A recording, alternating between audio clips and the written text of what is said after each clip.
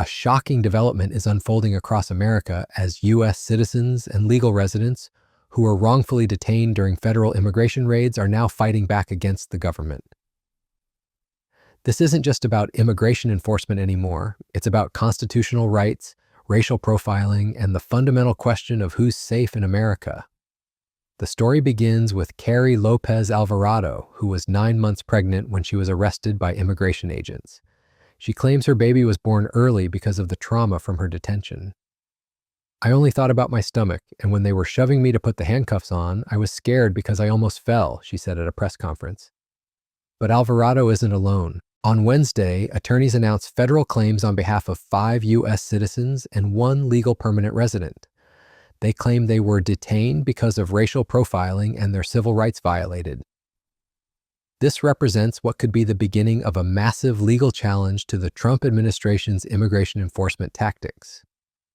The scope of what's happening is staggering. Between June 6th and June 22nd, immigration enforcement teams arrested 1,618 immigrants for deportation in Los Angeles and surrounding regions. During that time, masked agents have arrested car wash employees, farm workers, U.S. citizens, and people attending their immigration court hearings. Since federal agents descended onto Los Angeles streets in early June, the operations have taken on an increasingly militarized appearance. We joined them at a Home Depot this morning at just after 9 a.m. They were targeting a Guatemalan woman.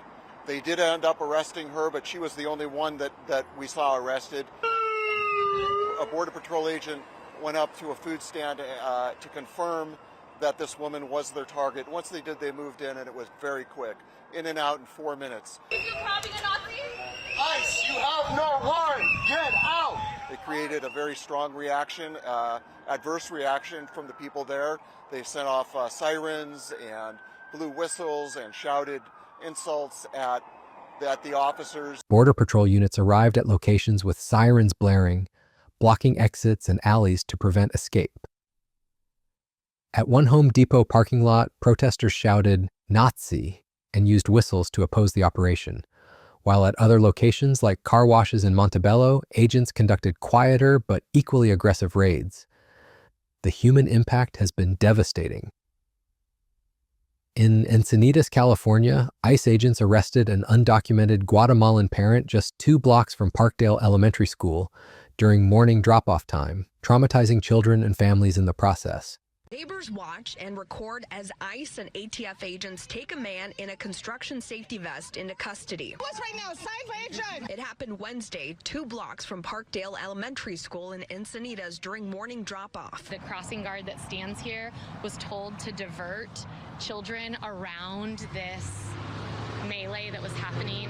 Jessie Kahn says she was on her way to work when she stopped to see what was going on. This was happening to a family. It was just devastating. ICE says the undocumented man from Guatemala has a deportation order from 2017. They also say his alleged spouse arrived to the scene with a young child. That's when Kahn says she stepped in. Witnesses describe children being diverted around the scene while the arrested man's spouse arrived with a young child, adding to the chaos and fear.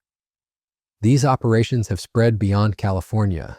Residents of Nashville opened their windows to a city that looked more like a film set than a quiet southern morning. White vans lined neighborhood blocks. Unmarked SUVs idled at intersections. Helicopters hovered overhead, their sound echoing between brick buildings. This wasn't a drill, nor was it a scene from television. It was one of the largest immigration crackdowns in recent history, unfolding in real time across Tennessee. Officials quickly dubbed it the Nashville Purge, a name that captured both the scale of the action and the fear it generated. Backed by President Trump's America First agenda, ICE and Homeland Security launched coordinated raids targeting not just undocumented migrants, but also violent offenders, traffickers, and fugitives. For supporters, it was proof of a government delivering on promises of safety. For critics, it was the militarization of neighborhoods. In Nashville, Tennessee, what officials called the Nashville Purge involved coordinated raids with white vans, unmarked SUVs, and helicopters conducting early morning operations.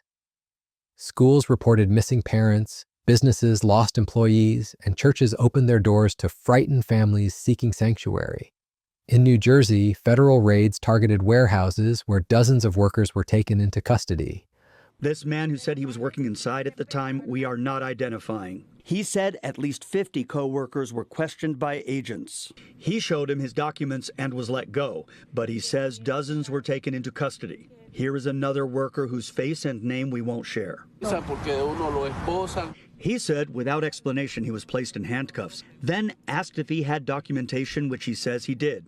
So he was set free, wearing a yellow wristband. He says his leg was injured during the chaos of the raid. Witnesses described approximately 25 law enforcement vehicles arriving at warehouse complexes, with workers questioned about their documentation.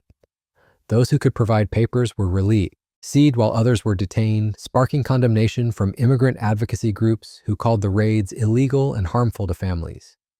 The situation in Washington, D.C. reveals another troubling dimension. A federal crime crackdown has resulted in 465 arrests, with the White House confirming they plan to deport any undocumented immigrants encountered during the operation. Immigration attorneys describe a very grim situation where due process has disappeared, with detained individuals being sent to Texas or Louisiana where they lose contact with attorneys and families, even those with valid temporary protected status. It's very grim because once you're in custody, there's almost no due process. Like, due process is disappearing. First of all, there's an effort to remove people from the area and to either deport them immediately or send them to like Texas or Louisiana. The federal government's aggressive stance has escalated dramatically. Attorney General Pam Bondi sent threatening letters to sanctuary jurisdictions, invoking federal obstruction, conspiracy, and harboring statutes carrying criminal penalties for state officials. Let me be very clear. Washington State will not be bullied or intimidated by threats and legally baseless accusations. In the America that I love, I have taught my children to revere, we resolve our differences peacefully through public discourse, and if necessary, through the courts, not by threatening political opponents with imprisonment. Pam Bondi takes a very different approach.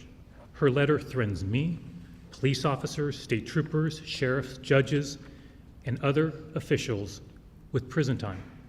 Why?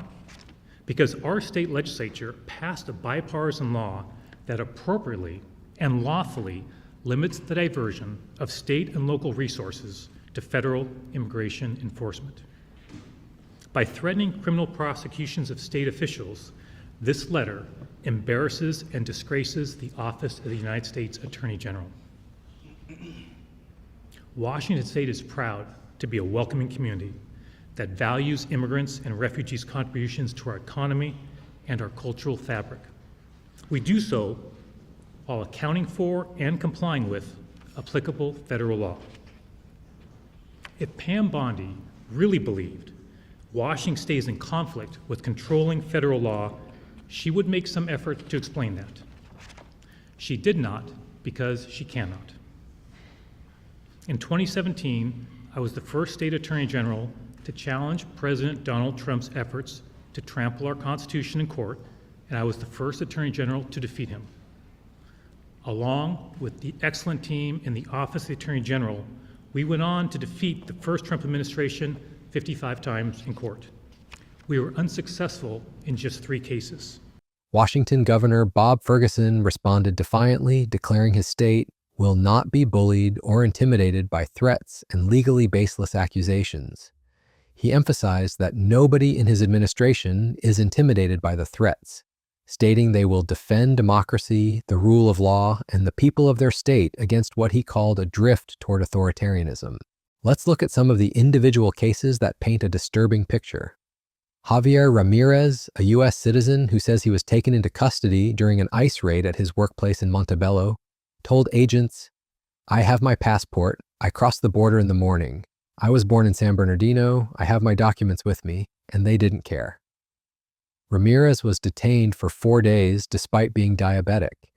"They never checked my blood sugar. Once I was there, they checked it out and it was close to 400 and something." Then there's Andrea Velez, another U.S. citizen who claims she was detained. He told me that he was going to arrest me for interfering, and I asked him for identification and his badge number, and he didn't want to give me that, Velez said. Attorneys say all of their clients were accused of interfering with ICE operations.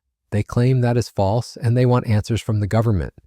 One of the most shocking cases involves George Ritis, a U.S. citizen and Army veteran who was detained by federal immigration agents during an immigration raid at a legal Southern California marijuana farm where he worked.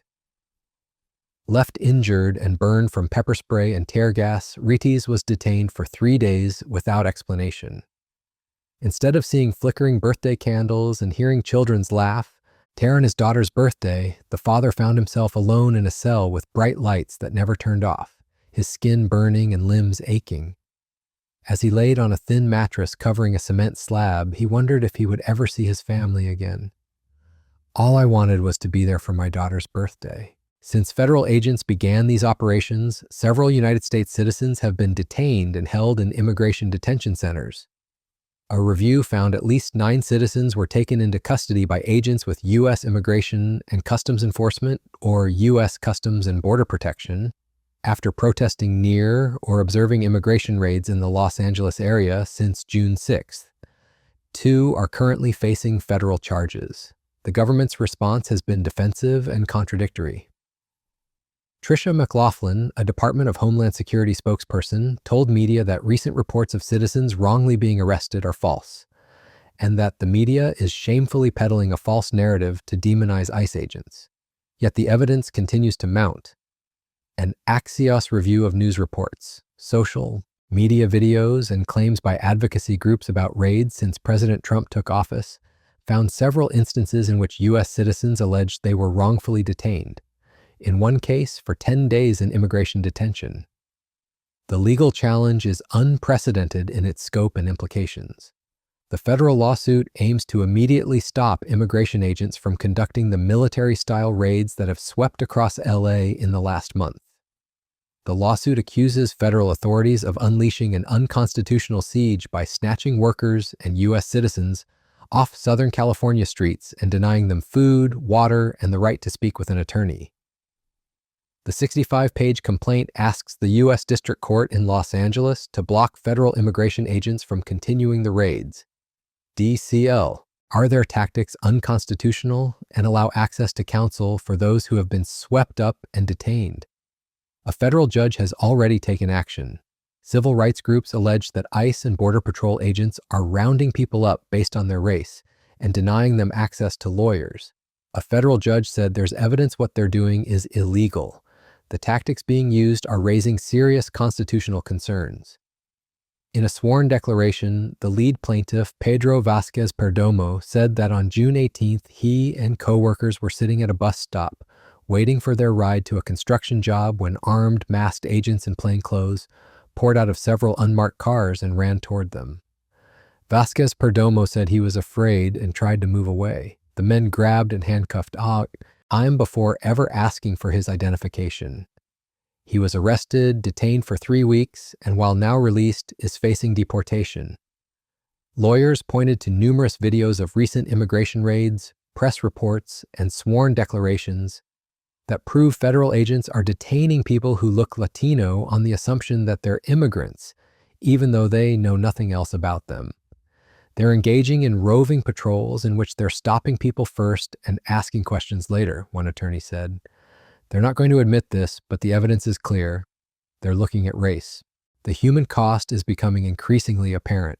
Citizens who were detained said they and their families are both dealing with considerable trauma. My mom was so relieved to see me, she had not slept, one victim said. I've had nightmares multiple times of being arrested again. I see a lot of these officers. I know their faces. The presence of masked federal agents is an unnerving part of life in Southern California this summer. They appeared in plain clothes outside a San Diego hotel, wore camouflage as they raided a Los Angeles factory, and arrived with military gear at a Ventura County farm. The Border Patrol has a SWAT-like unit known as BORTAC, or Border Patrol Tactical Unit, which has been documented in immigrant hubs such as MacArthur Park, Los Angeles' Toy District, and Bell. Border Patrol sources describe the unit's use for high-risk purposes. In fatigues, the unit wears a Bortac patch on the left shoulder with, at times, black undershirts. The impact on communities has been devastating. Downey, a prosperous community of 110,000 known as the Mexican Beverly Hills, because about 75% of its population is Latino, has seen several ICE raids recently. Now many Mexican Americans there carry their passports, just in case. Political leaders are speaking out. U.S. Senator Alex Padilla said, "Reports of American citizens detained by ICE purely based on their race are wholly unacceptable and run afoul of our Fourth Amendment rights. No one should feel unsafe because of the color of their skin, but in Donald Trump's America, where indiscriminate immigration raids are commonplace, this is the stark reality. The legal process is just beginning. The message we're trying to send to the Department of Justice is that we will hold them accountable for the actions of these ICE agents," said Attorney Michael Carrillo. "These claims are the first step in these cases. The government now has to respond, but there is no timetable for that. After 45 days, the attorneys can file a lawsuit. What makes this case particularly significant is that it represents a direct challenge to the administration's immigration enforcement strategy. The suit alleges the agency overseeing ICE has unconstitutionally arrested and detained people in order to meet arbitrary arrest quotas set by the Trump administration. The plaintiffs argue the Trump administration is detaining people in Southern California based on race and conducting mass immigration sweeps without first establishing reasonable suspicion a person is unlawfully in the United States. The stakes couldn't be higher. This case isn't just about immigration policy. It's about the fundamental constitutional protections that are supposed to apply to everyone in America, regardless of their appearance or background.